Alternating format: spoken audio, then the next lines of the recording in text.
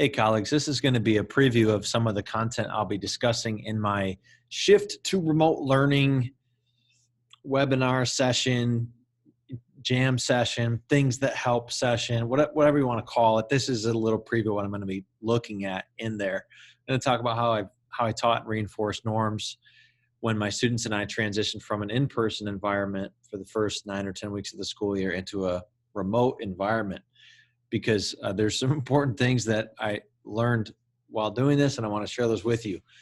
But before we do that, I'll just say that obviously all of our circumstances are different. When you're looking at something like this for PD, you want to be mindful not of, is that person's situation exactly replicable to my situation? There you'll almost always have lots of reasons to not pay attention. Instead, when we look at something like this, it's how is the way that they're thinking about teaching something that could improve my own thinking about teaching? What practices are they using to make themselves better, to make the learning experience better for themselves and their students that I could maybe use and tweak for my own setting? So with that little disclaimer, let's just dive in. The number one thing I think is true about establishing norms is that you have to teach them. You got to explicitly teach them. And then just reinforce them through this drafting process that I'm going to talk to you about.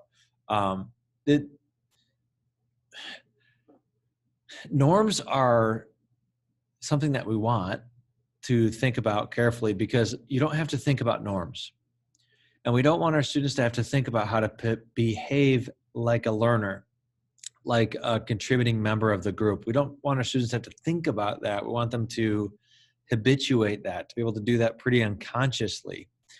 We want this for a couple of reasons. First of all, we hope that our classrooms will contribute to our students being the kind of people who bring with them wherever they go the norms of being a learner, being a person who has an open mind, etc. So part of it, the reason we think about norms is because we have an eye towards our long-term impact. But there's also just a very obvious immediate reason for wanting our students to be normed to certain behaviors, and that is we want them to be able to think about what we're trying to have them learn. We don't want them to have to always think about behavior and how do people in this setting do different things. So we want them to be able to habituate those things so that they can focus on the content that they're learning. Okay. So when I'm teaching norms in my class, I'm thinking about this as just like doing a piece of writing. There are multiple drafts to this kind of learning, to learning norms, okay? So on the first day of Zoom class with my students, I began by sharing with them a little video that I made, very short video. You can find this on my YouTube channel, and I'll include a link if you're looking at this through a blog post. But basically I said, okay, students, so glad that you're here. It's really good to see you. Thanks for those of you who are waving and stuff. That's great. It does my heart well to see you. I want you to go ahead and watch this video, and then I've got some writing prompts for you. So watch this video for me and then respond to the prompts in writing. So in this video, I walked through for my students.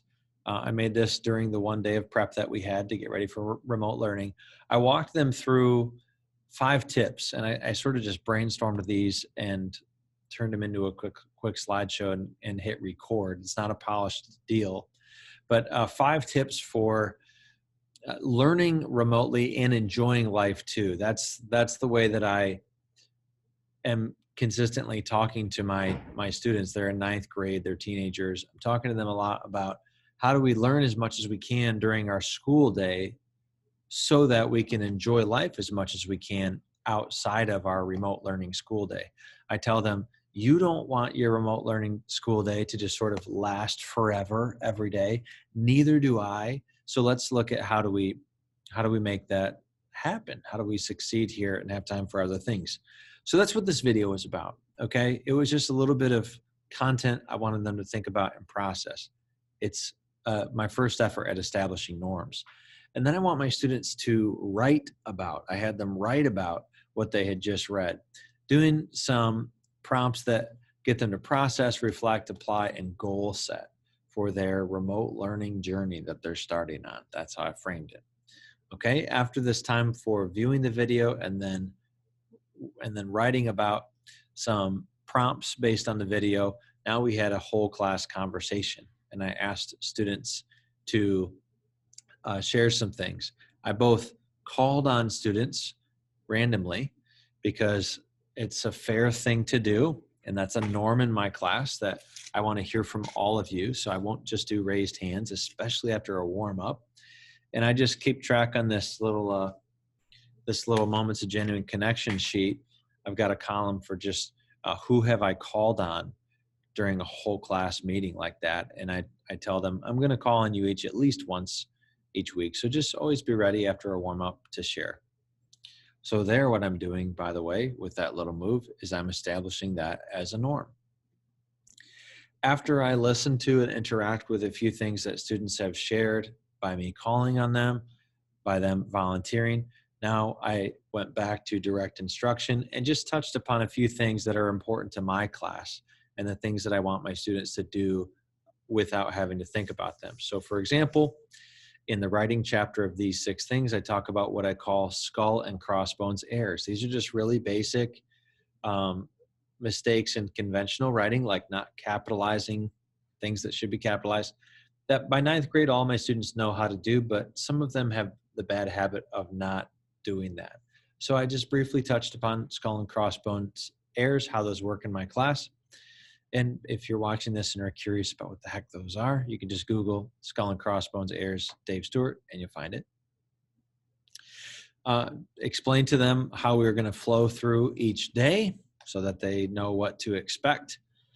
And basically after this time, I placed them, I then moved into academic instruction. So I moved into the day's learning and what they were going to be working on independently. Now, students, of course, do struggle with norms even after multiple drafts of learning them. And so for these students, my objective on the first day and my objective every day is that I address the problem immediately. In extreme circumstances, I've had to ask students to leave the Zoom. I guess I shouldn't say ask. I removed them from the Zoom room. We're talking about extreme circumstances where they're severely disrupting the learning environment for the day. Maybe they're using hostile language. So in that case, those rare cases, they do get removed from the Zoom room. But other times I'll just say, so-and-so, I need you to stop that. It's distracting for your peers. So-and-so, I just want to remind you to mute your audio when you're not speaking. Those types of little reinforcing moves, addressing them right as I see them without any emotion, are really helpful. So really all that I'm doing is taking the basic reading, writing, speaking, and listening knowledge-rich approach that I wrote about in these 6 things, and I'm applying that to the establishment of norms, the creation of norms in my classroom. That's how the first part of the first day of remote learning looked in my class. And I hope that gives you a little insight into how one teacher thinks through the creation of norms as really quite an efficient thing. This didn't take the whole class period. In a thing that I think is pretty humanized. My students don't seem to have the impression that I'm some guy pointing at them or some guy trying to micromanage them.